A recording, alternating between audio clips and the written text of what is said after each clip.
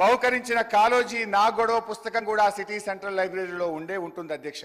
రేవంత్ రెడ్డి గారి ప్రజా పాలన ప్రతాపం చూసి పాపం కాలోజీ ఆత్మ ఎంత తల్లడిల్లిందో, కాలోజీ నా గొడవ ఎంత ఘోషించిందో అధ్యక్ష. నడి రోడ్డు మీద నిరుద్యోగులపై లాఠీలు జులిపించడమే మీరు చెప్పిన పూర్తి స్థాయి ప్రజాస్వామ్యమా? ఆర్ట్స్ కాలేజీలో జరుగుతున్న లాఠీ చార్జీని చిత్రీకరిస్తున్న జర్నలిస్టును అసభ్య పదజాలంతో బూతులు తిట్టి కొట్టడమే నా కాంగ్రెస్ మార్కు ప్రజాపాలన? అంగన్వాడీలను, ఆశా వర్కర్లను తమ డిమాండ్ల సాధన కోసం రోడ్డెక్కితే అణచివేత, ప్రతిపక్ష కార్యకర్తలపై ప్రతీకార దాడులు. మొత్తం మీద కాంగ్రెస్ పార్టీ తెచ్చిన మార్పు ఎట్లా ఉందంటే, విద్యార్థినీలకు ఇస్తామన్న స్కూటీలలో లేదు, పోలీసులు విచ్చలవిడిగా ప్రయోగిస్తున్న లాఠీలా ఉంది అధ్యక్ష. హరీష్ రావు గారు కన్క్లూడ్ చేయండి, టైం అయిపోయింది, కన్క్లూడ్ చేయండి సార్. అట్లా కాదు సార్, ప్లీజ్ 15 నిమిషాలు అధ్యక్ష. ఈ ప్రభుత్వంలో లా అండ్ ఆర్డర్ ఎంత ఘోరంగా దెబ్బతిన్నదో, ఎందుకంటే హోంమంత్రిగా కూడా ముఖ్యమంత్రి గారే ఉన్నారు, మరి ఇవాళ ఆర్థిక మంత్రి గారు కూడా సమాధానంలో చెప్పాలి. ఈ ప్రభుత్వం వచ్చిన 8 నెలల కాలంలో లా అండ్ ఆర్డర్ బాగా దెబ్బతిన్నది అధ్యక్ష. మర్డర్లు ఈ ప్రభుత్వం వచ్చిన తర్వాత మన ఈ 8 నెలల కాలంలో 500 మర్డర్లు జరిగినాయి అధ్యక్ష. Dacoities 60, robberies 400, theft cases 10,000, rape cases 1800 rape కేసులు అయినాయి అధ్యక్ష. పోయిన జూన్ నెలలో ఒక్కటే జూన్ నెలలో ఒక హైదరాబాద్ నగరంలో 28. సార్, నేను దయచేసి హరీష్ రావు గారిని కోరుతా ఉన్నాను. నడి రోడ్డు మీద మిట్ట మధ్యాహ్నం 2 అడ్వకేట్లని చంపి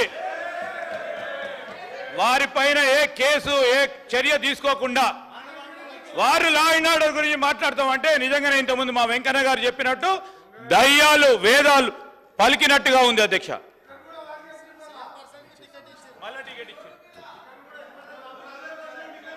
అధ్యక్ష సార్, నేను రాష్ట్ర ప్రయోజనాలు దృష్టిలో పెట్టుకొని మాట్లాడుతున్నాను.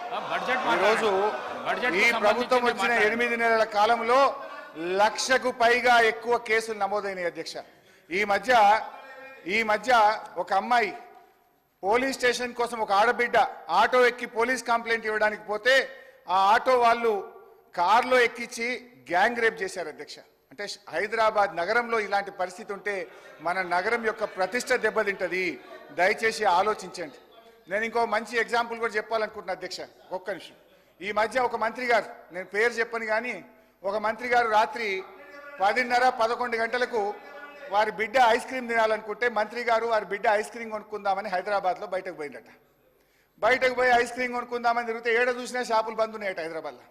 అన్ని షాపులు బంద్ ఉంటే తిరగంగా రోడ్డు మీద ఒక ఉత్తరప్రదేశ్ ఆయన అదే చిన్న బండి ఐస్ క్రీమ్ బండి పోతుంటే ఆడ ఆపుకొని ఐస్ క్రీమ్ కొనుక్కొని ఏమైందో అన్ని దుకాణాలు బంద్ ఉన్నాయంటే, ఈ గవర్నమెంట్ వచ్చినాక ఏమైందో ఏమో మేడం, ఏమైందో ఏమో పోలీసు వాళ్ళు లాఠీ చార్జీలు చేస్తున్నారు, 10కే దుకాణాలు బంద్ చేస్తున్నారని ఆ మంత్రి గారికి ఆ ఐస్ క్రీమ్ బండి ఆయన చెప్పిండట. ఈ విషయం ఆ మంత్రి గారు ఒక వీడియో కాన్ఫరెన్స్ లో డైరెక్ట్ ముఖ్యమంత్రి గారు చెప్తే రాష్ట్రంలోని ఆఫీసర్లు అందరూ విన్నారా మా వీడియో కాన్ఫరెన్స్ లో? అన్నా, మన గవర్నమెంట్ వచ్చినాక పోలీసు వాళ్ళు ఎటువంటి అటే కొడుతున్నట రోడ్ల మీద, 10కే దుకాణాలు బంద్ చేస్తుందని అనే పరిస్థితి వచ్చింది. సో నేను అనేది ఏంటంటే, దయచేసి లా అండ్ ఆర్డర్ అనేది రాష్ట్రానికి చాలా ముఖ్యం.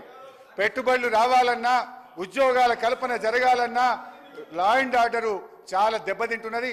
చాలా డీటెయిల్స్ ఉన్నాయి, మళ్ళీ నేను సబ్జెక్ట్ మీద లా అండ్ ఆర్డర్ లో మాట్లాడతాను. దయచేసి కన్క్లూడ్ చేయండి. నేను మైక్ కట్ చేస్తే మర్యాదగా ఉండదు. కన్క్లూడ్ చేయండి ప్లీజ్. దయచేసి లా అండ్ ఆర్డర్ మీద దృష్టి పెట్టండి. మరి జరుగుతున్న మర్డర్లు, రేపులు, రాబరీలు 1,00,000కు పైగా 8 నెలల కాలంలో ఈ రాష్ట్రంలో కేసులైనాయి. దాన్ని సమీక్ష చేయాలని మీ ద్వారా ప్రభుత్వాన్ని కోరుతున్నా. వీలైతే వివరాలు ఇవ్వండి అధ్యక్ష. ఇకపోతే సరే, ఇవన్నీ చాలా విషయాలు ఉన్నాయి. ఈ ప్రజాపాలన గురించి ఏం చెప్పారు అధ్యక్ష?